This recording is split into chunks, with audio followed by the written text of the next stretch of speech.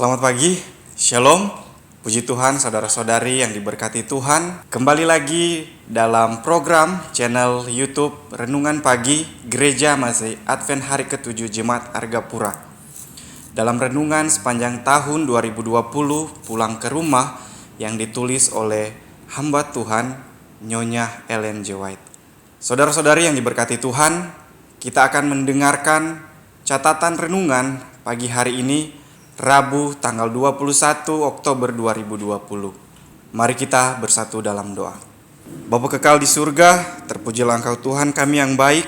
Terima kasih Tuhan untuk pagi yang indah, hari yang baru, nafas kehidupan yang Kau berikan.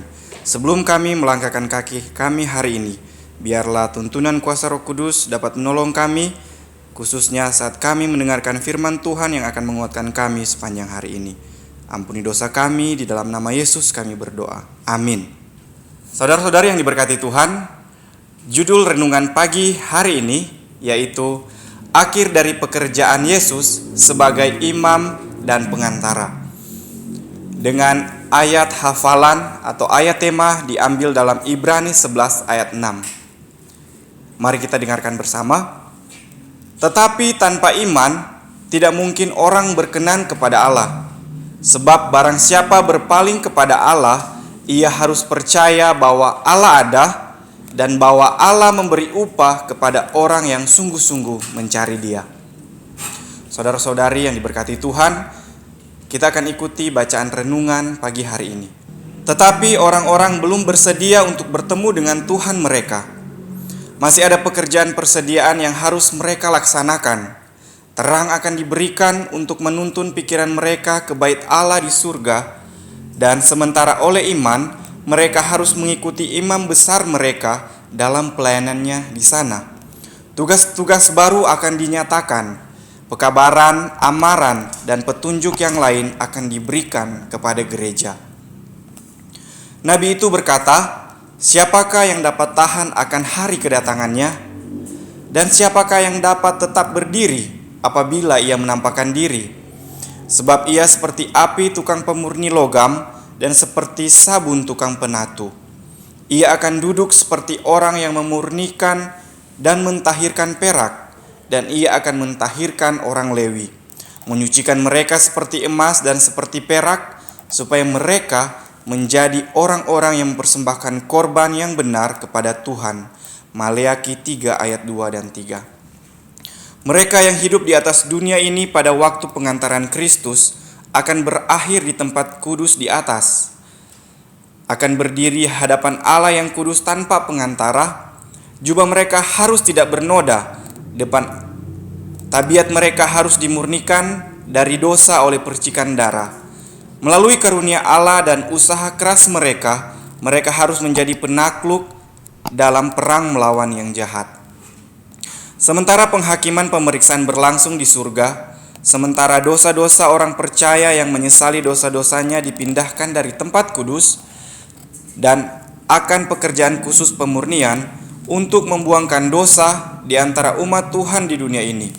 Pekerjaan ini lebih jelas lagi dinyatakan dalam pekabaran dalam Wahyu 14. Kalau pekerjaan ini telah dilaksanakan, pengikut-pengikut Kristus akan siap bagi kedatangannya. Maka persembahan Yehuda dan Yerusalem akan menyenangkan hati Tuhan.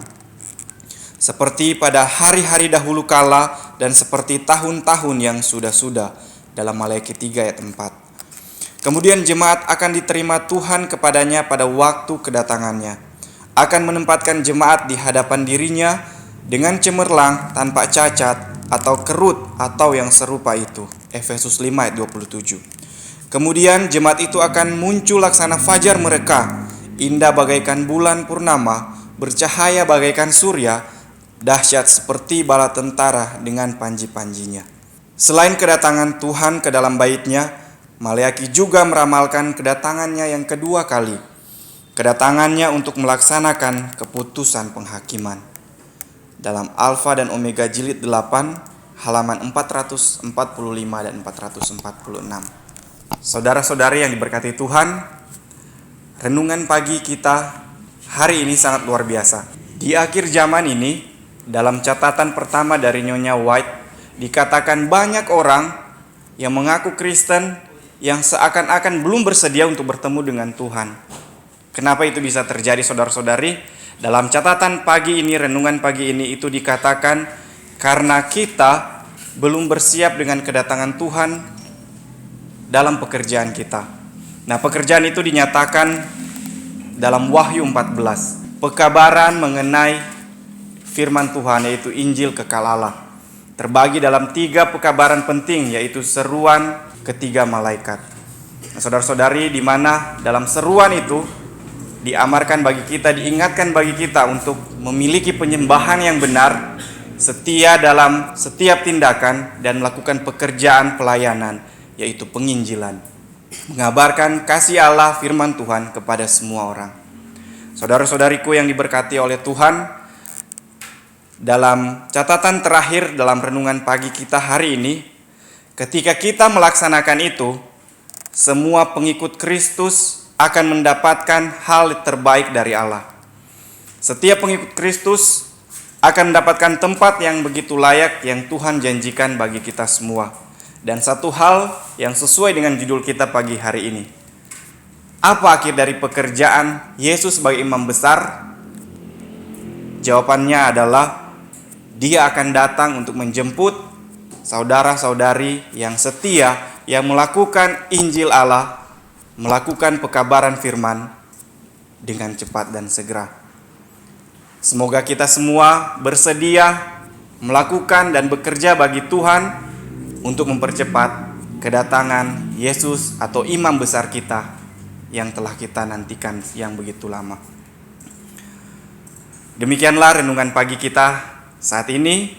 Biarlah lewat renungan ini kita dikuatkan dan semakin giat untuk bekerja bagi Tuhan, dan imam besar itu akan segera datang.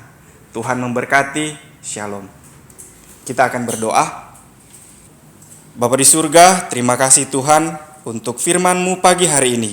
Biarlah renungan ini akan mengantarkan kami, melangkahkan kaki kami untuk dapat melakukan setiap pelayanan hari ini, pekerjaan kami apapun itu ya Tuhan.